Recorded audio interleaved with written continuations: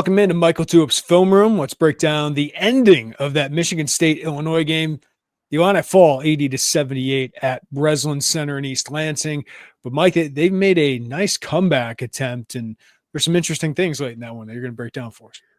Yeah, I mean, we'll go really possession by possession to finish out this game. But let's just start offensively at the under four. Wanted to show a little bit of what they're doing now with Mrez and Tomislav on the floor. This is to combat kind of having, the ball as much in Kylan's hands. This is a guy that comes off of ball screens and distributes.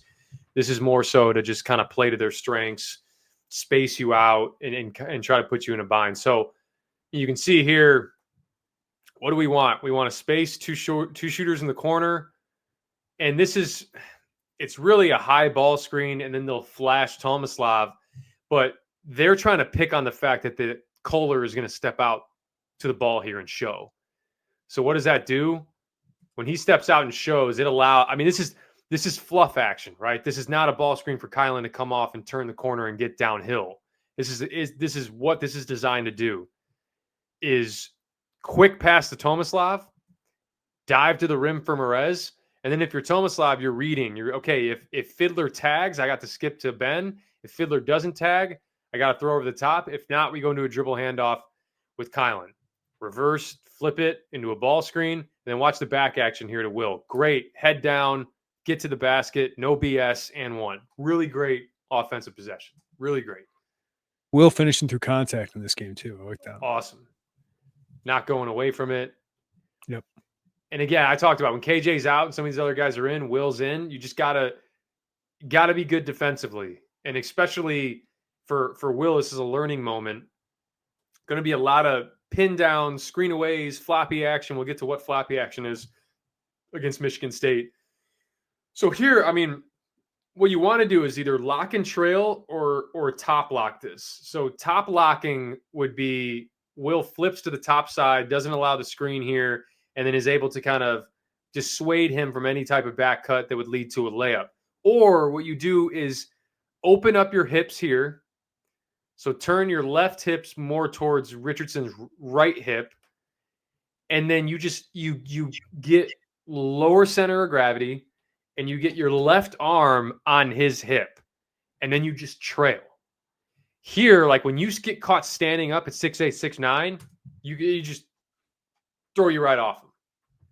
And now you got to take the long route. Now you over pursue the other way and you're just behind. But he does a good job squaring back up. They go back into the rest of the possession. Tomislav got to call it out. I mean, if it's a step up ball screen like this, I mean, it's great from Cooper because you're not setting on the left, you're not setting on the right. So, or Tomislav may have confusion of where he wants to force Fears, but you just got to figure it out. I think mostly you expect a guy to come off to his dominant hand. He goes left. Great stun in the gap from Ben. Will levels him off. Good. Just figure it out. Just rotate. Good from Kylan. Ball batted around. Great. Mm-hmm. Great. They got 3 consecutive stops in really big moments here. And then ball's in Kylan's hands. We're pushing it. Doesn't have anything. Gets the ball back. Bad ball screen defense from these two. Take advantage of it. Not great from Kohler either on a non-shooter, but if you're Illinois, you'll take it. Great finish. Mm-hmm. So that's what I want to see from Kylan is just kind of attacking opportunistically. Doesn't have to be in set half court. This is a staple since I've been in Illinois. It's what Tom Izzo's ran. Floppy action. What's floppy action? You bring 2 bigs, you put them at, kind of the block extended, and you got guys coming off the bottom, right? Coming out either side. Usually this was Bryn Forbes. This was Matt McQuaid. All those different guys over the years. And then now you got Fiddler, you got Richardson. And Richardson's really good in this because just like Kendrick Nunn was as a lefty, you get him on a curl cut going to that left hand. Just it's perfect for him. So got to be aware of the fact that like these guys are going to try to rub you off the screen. And why it's so good, why floppy action's so good is because it occupies both sides. So you look here, I mean, this is very clearly at this point, it's going to Richardson. And Ben's job on the weak side is to flow with the ball. Like you got, once that ball's entered to that side, you got to get over to the help line. Merez got to get over to the help line. But because it's in the middle of the floor, these two guys still think they're involved in the action. Mm-hmm. So you just got to be aware of that when you're playing Michigan State, is for those floppy actions, be aware of like, hey, can't let a slip happen, can't take a bad angle coming off that down screen. But as soon as that ball is entered, I got to get over the midline. So Merez does a great job of actually recognizing it, and he gets over there. Deters it. Great. You guarded the first action. Now Will's on ball. Right into a DHO again. Kylan, great. Blow it up. Will, stay solid. Take that all day. Great box out from Merez. Great box out from Ben. Get Fiddler out of the play. And here, once this shot goes up and hits rim, I would love to see from Kylan, like you recognize, I know Merez is on the ground, but Fiddler's down. We got an advantage. And Merez has got to see it too. Like Merez has got to say, if I'm ahead of Fiddler right here, and you'll see it because he does it in a couple of possessions, just put your head down and sprint as fast as you can to the basket. As fast as you can. Because you think, like, if he starts sprinting like this, that's going to get Kohler's attention. That's going to get Fear's attention. It might get Cooper's attention. And now if these guys pull into the basket, it may be Will Riley 3 in the corner, Murkow's 3 on the wing. All those are possible. But he runs even with Fiddler, and they're able to get matched up. Mm-hmm. So what do they go back to? Right here. Screen with Merez. Tomislav. Quick pitch on the flash. Over the top to Merez. I mean, that is just, he's become so automatic around the rim. His body control on that too. That's not easy for bigs, by the way. Mm-hmm. When that ball gets thrown over the top and you got like bodies in the area, bodies falling underneath you, that is just set up for a travel. Yeah. Lose your balance, but he has such a good base. He's so strong. The catch and the finish is really, really good. It's like with wide receivers when we talk about body control, right? Yep. Merez, great job walling up there. And this is a big possession, man. Minute and a half. And Kohler does it again. Kohler steps out again. And Tomislav knows it. And this is what I'm saying. Like, this is where I started to get worried, because you could tell Tomislav is gathering his feet on this pass. He already moved his arms. He starts shuffling because he wants to make the pass. I mean, if Akins really wanted to make a play on that, he could have. Yeah. I mean, he tried to. He was just a little bit late. But if he just said, F it, I'm going early, he probably would have picked it off. But it ends up being a foul. So they get burned on that play multiple times, and you'll see the adjustment that they make.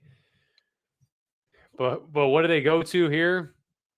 This is actually, Illinois runs this. They ran it with Danger. They ran it with Terrence, where you get a little like ram screen here, get your guy out, back screen, ball screen. I mean, Illinois still does it too. Got to fight over if you will. Good from Merez. Non-shooter in the corner. Play the driving lanes.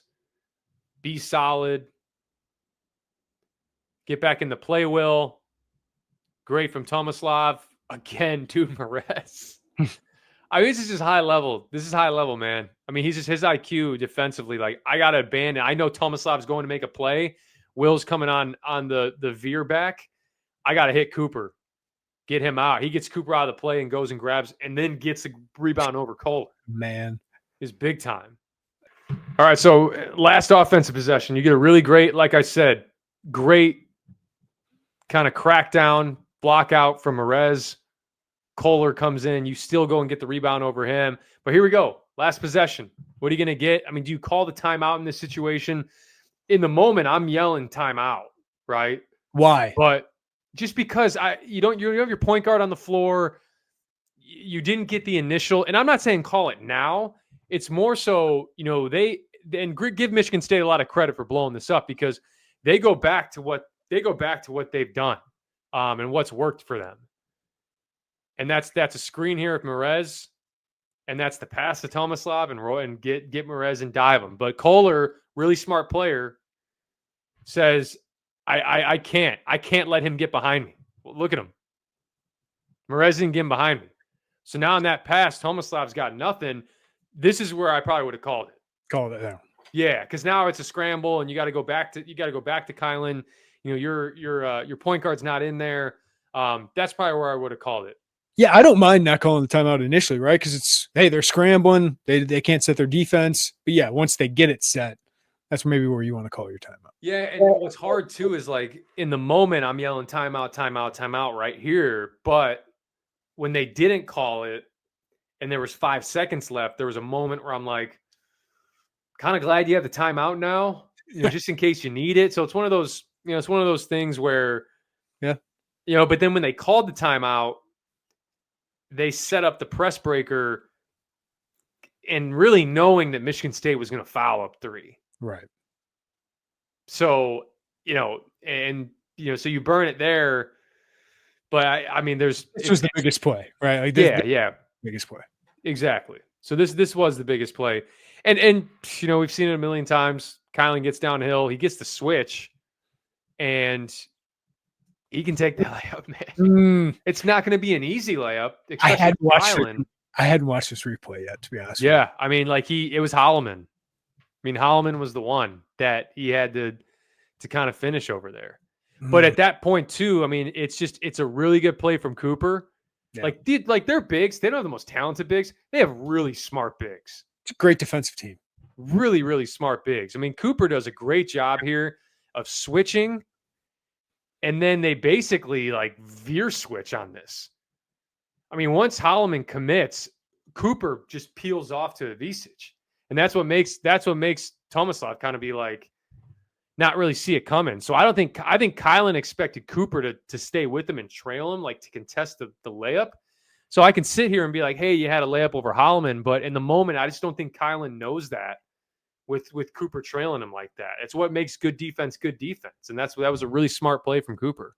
He'd been blocked a couple times this game. Yeah, tough, has struggled, finishing around the rim. And so, anything, Will might be the guy you want to get the ball to right there. Yeah, for sure. And then here, like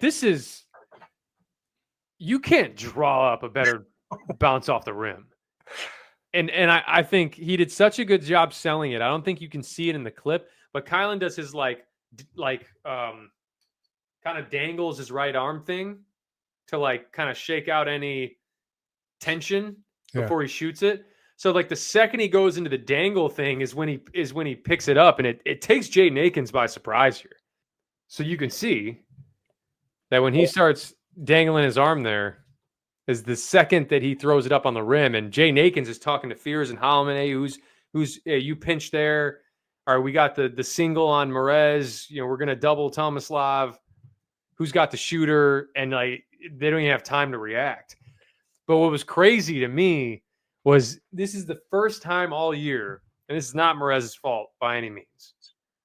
But it's the first time all year I've seen a rebound get like near his grasp and him not get like this is one of those things where I'm like, you had chances to win that game, and there were things that definitely fell in Michigan State's favor. But Michigan State also was really disciplined late.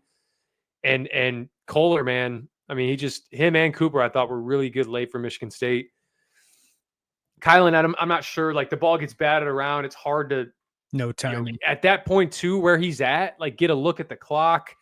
I guarantee you in his mind, he thinks there's 1 second left here. But, that ball gets thrown up. I always thought you couldn't go like from the back over. Right.